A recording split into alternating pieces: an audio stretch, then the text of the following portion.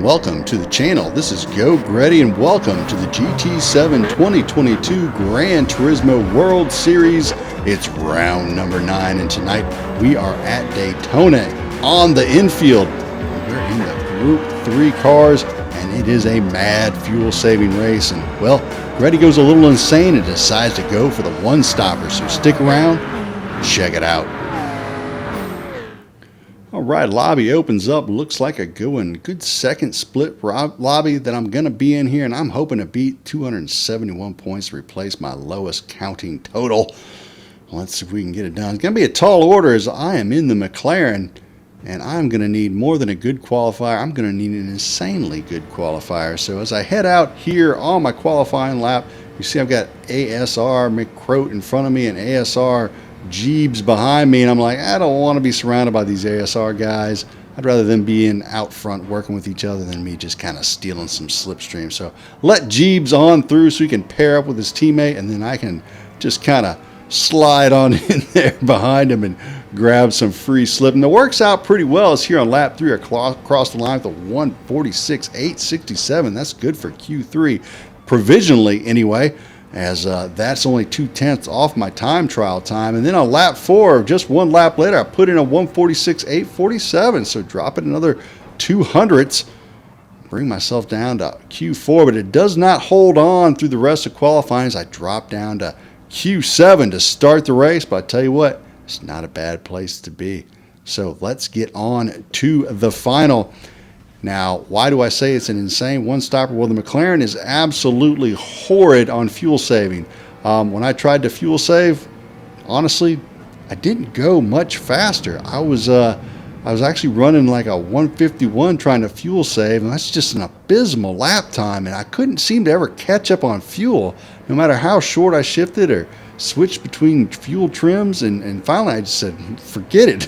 I'm just going to go for it. So that's what I'm doing right here. I'm just going to go full send. I'm going to rev the car out, and then I'm just going to pit and put some fuel in it and see how it turns out for me.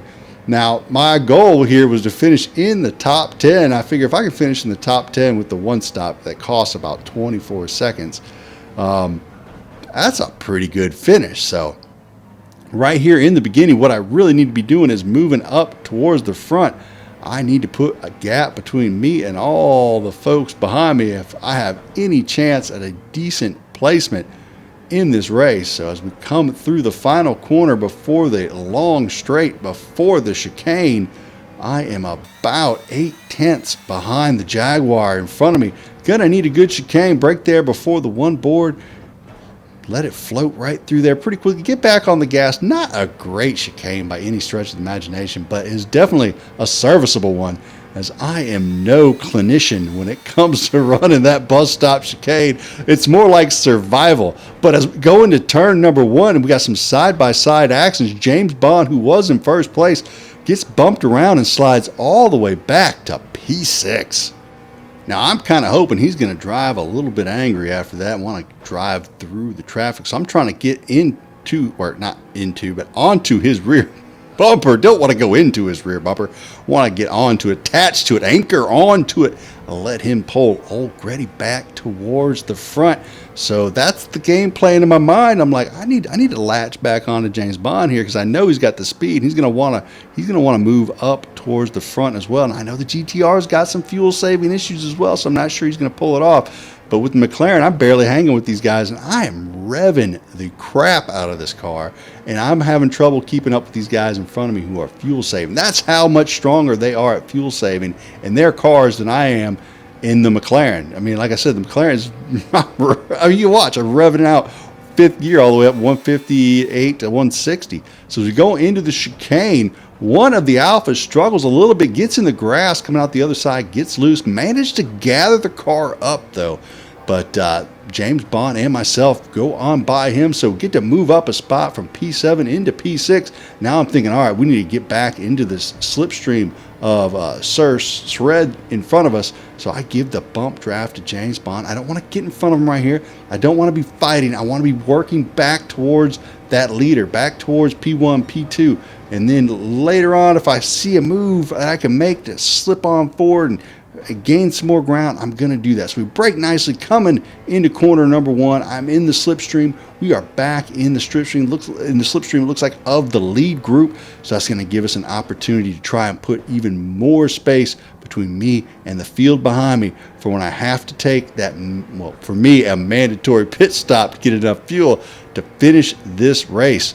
Right now, I don't even have it on the fuel map. I don't even care how much fuel I have at this point. I'm just full blow and go. So on to lap number 3, coming down the long straight. We are now well within the slipstream of all those in front of us. Now, mistake right here. I probably should have went by the GTR on the outside right here and got right on the back end of Sir Shred.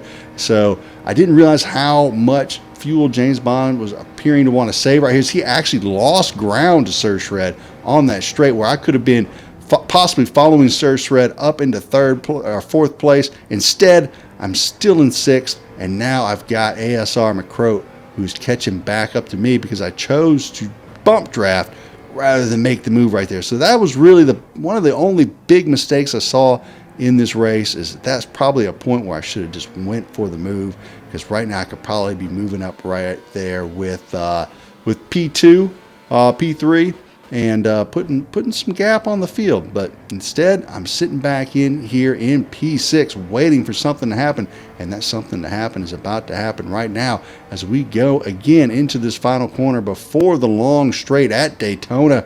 We're coming around through this corner. Easy place to lose the rear end, and James Bond gets on the loud pedal, and I grab a Gretty pass. He is not able to hold on to it. So you see there, I'm 1.16 seconds off ASR Jeebs, and I need to pull it back into under 7/10, which I do quickly here on lap 5, back into the slipstream again of that lead group that I so desperately need to hang with if I'm going to have any chance of making this one-stop strategy work. Now, if you look over here, I'm looking for a gap in that field to begin to develop. I need that gap to occur because I need to drop into the pits and then drop out in that gap. Right now, we're at 1.2 seconds behind the leaders. We go into the chicane. ASR Gates getting bold, looking like he wanted to make a move down the inside, but that's going to cost us as they both lose time coming out of the chicane. So we were 1.2 seconds off the lead car, now following back to 1.8, 1.9. So again, I just want to work with this group to move up as tight as I can get with the lead car. So I bump draft ASR Jeebs right here, and he goes down the outside. I'm like, well, I'll just follow him around Sir Shred after the mistake I made with the GTR earlier, and that was probably the right move. But Sir Shred, excellent job on the braking. Probably, I wouldn't say actually, he probably was a little late on the braking. I made the smart life choice and pulled out, because he probably would have knocked me off the track right there, as he almost took out the Alpha as well. But it looked pretty good anyway. But when I look back at it and think about it, I'm like, well, actually, he broke a little late there. Luckily, I pulled out of the move and didn't get murdered. So here on lap 9, we are now 2.1 seconds off the leaders. Sure Shred's back in 3rd after what I thought looked like we almost had a move done with me and Jeebs there on Sir Shred going into turn 1. Ended up not happening. We all ended up surviving the corner, though, so no harm, no foul there. We have lived to race another day. Now, it's getting feisty there in front of me. They're getting side by side. The Jag locks up his brakes heading through that last turn before the long straight here. So I go down the inside and power out of the corner, and I move into P4 with the Alpha. Now, this Alpha was actually scorching down the straight. He was moving pretty good. Now, I think that he might be saving a little bit of fuel right here, but we're too close to the chicane to make a move, so I decide a little tap there before the 3 board, and then I back off, ease off the throttle, let him take a good line through the chicane. I'm going to follow him through and power out the other side. So that's what we do, but I get a little loose as I grab too much grass. And unfortunately, I make an unforced error and allow Sir Shred back through. So now I got the Jaguar between me and that Alfa Romeo once again. So I give Sir Shred a little bump draft to make sure we stay in the slipstream of the Alpha, and I go around the outside so I can get a good peek at my brake marker, let them know I'm not going to dive bomb the inside. Again, I want to go through these corners as fast as possible, and ASR McCroat sends it down the inside. Now, that was actually a good move. That was the move I was thinking of. ASR McCroat with a nice move, just takes advantage of me being the nice guy doing the bump draft, and I'm doing all the work back here. These guys, they're racing. I'm just doing all the work, helping everyone stay in contact with each other. So a blue-collar racer right here. That's what I am. Now, what I should be doing is fighting to get up there into P3 and putting these guys in my rearview mirror while I rev out this McLaren. But, man, they are so quick. Even with the fuel saving in these cars, I'm just not able to get in front of them, make anything stick. Now, it's not helping that I'm making mistakes as well, but nonetheless, it is tough to get by these guys. Now, Sir Shred goes way too deep in the Jag there, gets outside in that crap, and he's unable to put the power down. So I'm able to slide on by Sir Shred back up into P5 on the bumper of the Alpha, trying to bump draft him to catch back up to P3, his teammate, also in the Alpha. And I'm just going to keep hammering the backside of that Alfa Romeo. No point trying to go around the outside of him there, as the extra distance I wouldn't be able to quite make up.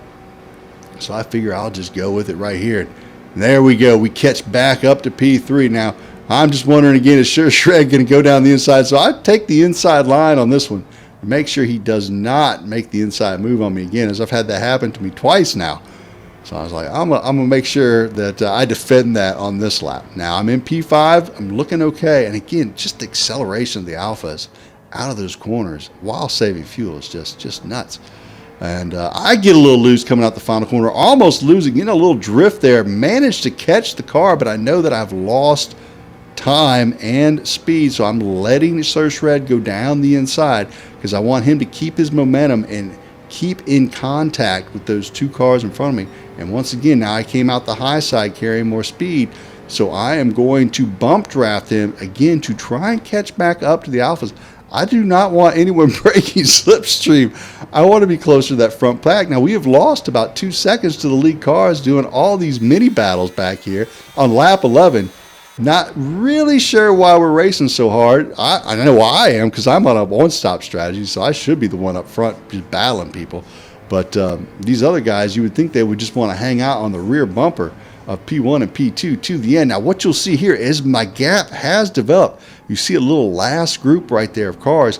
Pretty decent sized gap between Gretty in the red dot and where that gap is on that back group. So on lap 12, we do have the possibility to come out ahead of someone. So I go in, I do not change the tires. I'm going to fill up to the diamond there. That's where I need to be in order to finish the race, shifting the way I've been shifting the entire race. But my goodness, this pit stop is taking forever. You just watch the time just ticking away. 16, 17, 18, 19, 20 seconds, 21 seconds. You haven't even seen my car yet. We come in here on to 25 seconds. I fill up the car on to 30 seconds. Now, the pit stop really, pit time isn't really 33 seconds. You go down the pit lane, so you do save a little time there. So I come out in P10, so I'm in the position I wanted to be in. Now, you'll see my gap to the leader is about 21 seconds, and we were 3 seconds back before I went in the pit. So lost a total of about 18 seconds on that pit stop. Now here on lap 14, I am behind Thierry. He is in the Super GT500. I believe that's a 97, but that thing has got a big old honking turbo on it that makes just a lot of power. So he is able to really short shift that Super and still get a lot of power out of it. Unlike my McLaren, it seems to be really happy right about the very top of redline, and everywhere else it's just kind of lackadaisical. Now he gives me the signal to go down the inside, so he must need to save a little bit of fuel. So I keep slipstream for as long as I can. I head down the inside as Thierry gives up the position. He's probably wanting to ride my slip as long as he can to try and hold that P10, keep those guys behind him from catching him. So I go into the chicane, trying to carry a bunch of speed and break the slip, and actually have a pretty awful chicane. So I come out the other end, not carrying hardly any speed at all, and I'm kicking myself. I'm like, could you have a worse chicane? But as we go into the next chicane on lap 15, I see the yellow flag. We come out the other side, and what do I see? I see smoke, and I see a Gretty pass. Yes, indeed. So what happened? Well, this RS01 coming through the chicane, coming out the other side, unable to hold it, slides it, hits the wall, and it just keeps driving into it, lighting up the tires. The crowd goes wild. He says, "You like that? Well, I'll do it again." So it hits the wall again, finally gets her backed up and straightened out and heading down the track the right way. So move up a position to P9 with 1 lap to go. Got 1.2 laps of fuel remaining. But I tell you what, I have not put a big enough gap on Thierry's. He apparently has saved enough fuel to make a run on Gretty here at the end. Only 6/10 between me and that GT500 Supra piloted by Thierry's. We come around the final lap here at Daytona. Beautiful, beautiful morning, Daytona Beach, Florida. Look at that sunrise, outstanding. Now, as beautiful as the sky is, it makes it really hard to see your apexes when you turn in on your corners, as the lighting is just, it's that weird transition between night and day where it's hard to see in that morning hour. And I am doing my best to hit those apexes and power out of them, put some gap between me and Thierry. But again, still only 6/10, and I am revving the crap out of this McLaren. And I just could not pull a gap on that Supra. It is just staying right there with me as we head towards the bus stop chicane. Can I put a gap between me and Thierry before the chicane to keep him from making a run on me on the final stretch here at Daytona? And I take a pretty good chicane. I felt actually really good about that one. I was like, man, I got a nice chicane. And then here comes Thierry. He heads down into chicane, hits the first part of it beautifully, gets on the power nice and early. He's coming out, but goes a little wide. The right tire getting the edge of the white line. And that is going to cost him half a second. But look at him pull on the McLaren as we come out the other side. He's now got the gap down to 3/10 and coming down quickly. Now down into 2/10. But as we hit the penalty line, he has to serve his penalty. I don't know that I would have held him off. But luckily, he does have to serve the penalty. I crossed the line with a P8. So mission accomplished, +2.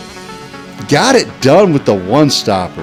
Really pleased with that. Ended up finishing 43rd in North American GT1 and 6th for McLaren. So that was outstanding. If you need to find your results, it is on the GranTurismo.com webpage. You don't have to search around too much. Just go to GT7, go to Sport Mode, go to Manufacturers Season. You'll be able to check out your results. So hope you enjoyed the action. Hope you enjoyed the race. And if you did, hit the like and or subscribe. Come back and check out some more. For myself, go Gretty. Y'all have a great evening. DJ Clean, take us out of here.